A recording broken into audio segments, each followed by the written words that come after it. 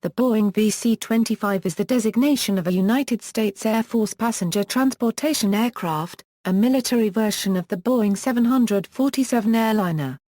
The two modified Boeing 747s are designated VC-25A by the USAF. The VC-25 is most famous for its role as Air Force One, the call sign of any U.S. Air Force aircraft carrying the President of the United States. The two aircraft currently in U.S. service are highly modified versions of Boeing's 747-200B, with tail numbers 28,000 and 29,000.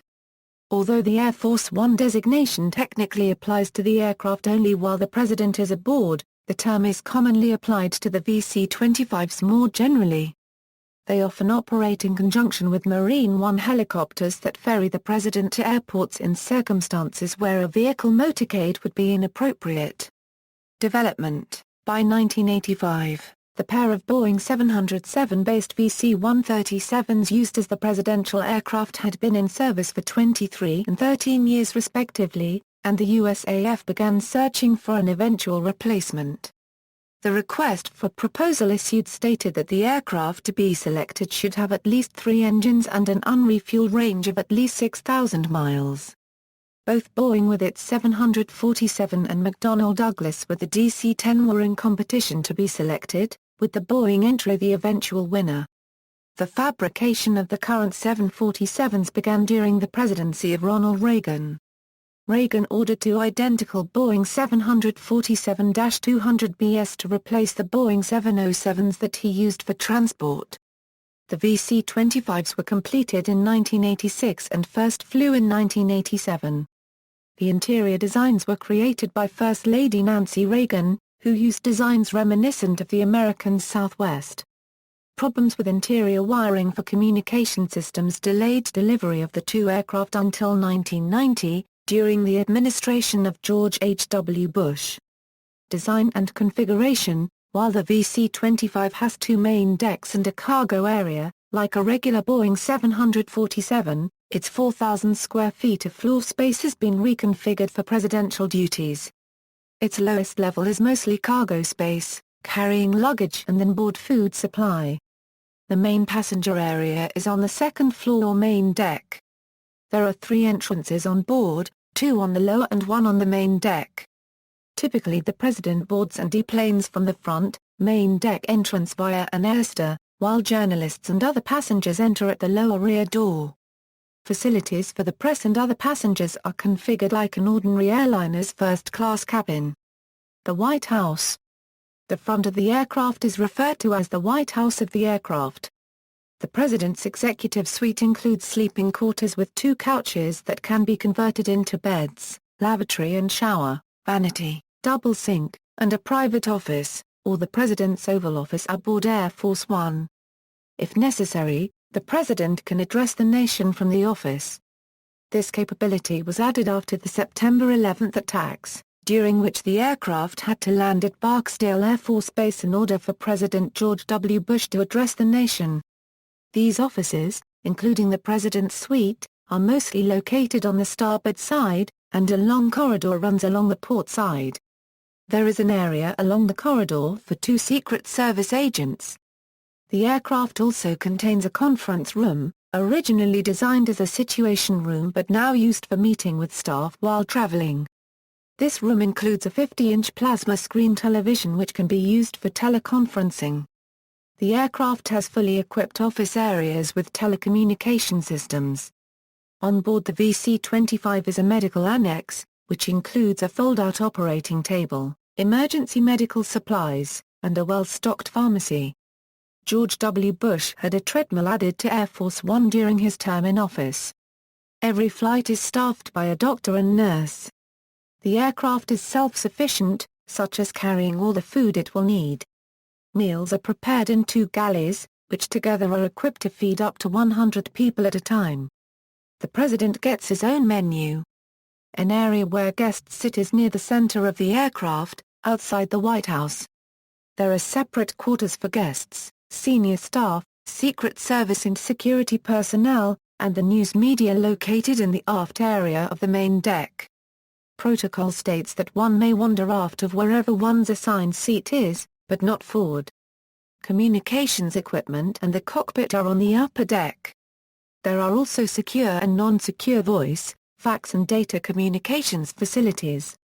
While the aircraft's luggage capacity is adequate to carry the belongings of the passengers, the logistics train of the president means that the aircraft must fly preceded by an aerial convoy of several cargo transports, which carry the helicopters, motorcade vehicles, and other equipment required by the presidential entourage. The VC-25 is capable of flying 7,800 miles roughly one-third the distance around the world without refueling. It can be refueled during flight from a tanker aircraft. The VC-25A can accommodate more than 70 passengers. Each VC-25A cost approximately $325 million. When a VC-25 taxis to an airport's ramp for events, it stops with the port side of the aircraft facing gathered onlookers. Operational history: the VC-25 replaced the VC-137C as the mainstay of the Air Force One fleet. On some occasions, the VC-25s are used to transport the Vice President of the United States, for which service they adopt the call sign Air Force Two. These aircraft are maintained and operated as military operations by the Presidential Airlift Group, part of Air Mobility Command's 89th Airlift Wing, based at Andrews Air Force Base in Camp Springs, Maryland. The aircraft can also be operated as a military command center in the event of an incident such as a nuclear attack. Operational modifications include aerial refueling capability and anti-aircraft missile countermeasures.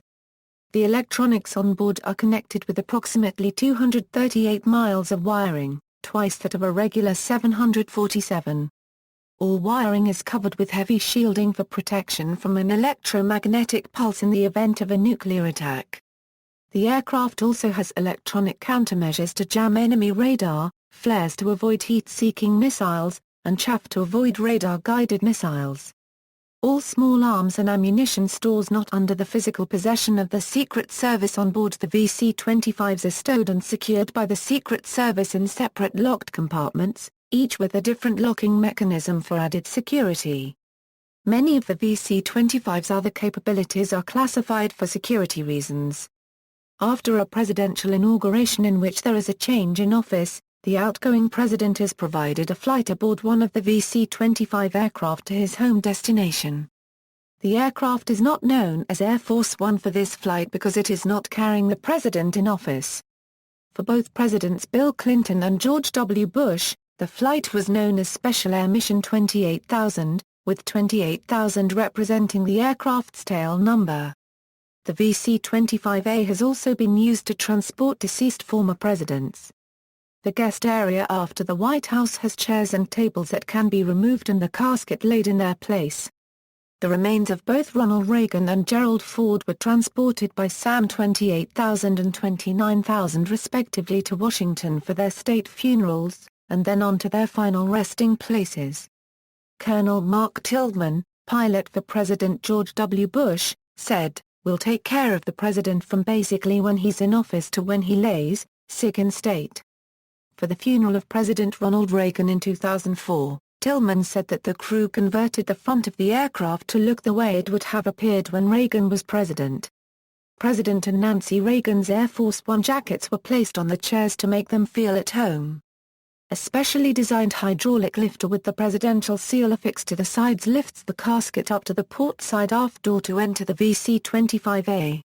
The tradition of placing the caskets inside of the passenger cabin dates back to the assassination of John F. Kennedy, when the crew refused to allow the president's body to be placed in the cargo hold, and again during the state funeral of Lyndon B. Johnson. Future: these aircraft are expected to be replaced as they have become less cost-effective to operate. The USAF Air Mobility Command is looking into possible replacements, and press coverage suggested that the USAF would consider the Boeing 747-8 and the Airbus A380. On January 7, 2009, the USAF Materiel Command issued a new sources sought notice for a replacement aircraft to enter service by 2017 with an additional 2 aircraft to follow in 2019 and 2021. As of January 2009, Boeing is the only aircraft manufacturer interested in supplying the replacement aircraft, and is reported to be exploring a 787 option also. On January 28, 2009, EADS North America confirmed the company will not respond to the U.S. Air Force notice, as assembling only 3 planes in the U.S. would not make financial sense. The Air Force reported that the operating cost for each VC-25A is $210,877 per hour. The VC-25 is not compliant with automatic dependent surveillance broadcast standards. The Air Force is upgrading both airplanes. If the White House decides that a twin-engine aircraft is sufficient, the Boeing 777 would be the most likely candidate. Many observers believe that the selection of the 747-8 with General Electric engines is most likely. Operators: a United States Air Force, 89th Airlift Wing Presidential Airlift Group, Andrews AFB, Maryland. Specifications: data from Boeing BDS, general characteristics, crew, 26 pilots, flight engineer, navigator, and cabin crew, capacity, 76 passengers, length, 231 feet 10 inches, wingspan, 195 feet 8 in, height, 63 feet 5 in, max takeoff weight, 833,000 pounds, power plant, FORA, General Electric CF6-80C2B1 turbofans, 56,700 pound forces each, 0 fuel weight, 526,500 pounds, performance, maximum speed, Mach 0.92 at 35,000 feet altitude. Cruise speed, Mach 0.84 at 35,000 feet altitude, range, 6,800 mi, service ceiling, 45,100 feet, notable appearances in media. The VC-25 Air Force One is a prominent symbol of the American presidency and its power. With the White House and presidential seal, it is one of the most familiar presidential symbols. Air Force One has often appeared in popular culture and fiction, most notably as the setting of the 1997 action movie Air Force One, where the aircraft had an escape pod and a parachute ramp, unlike the actual presidential aircraft.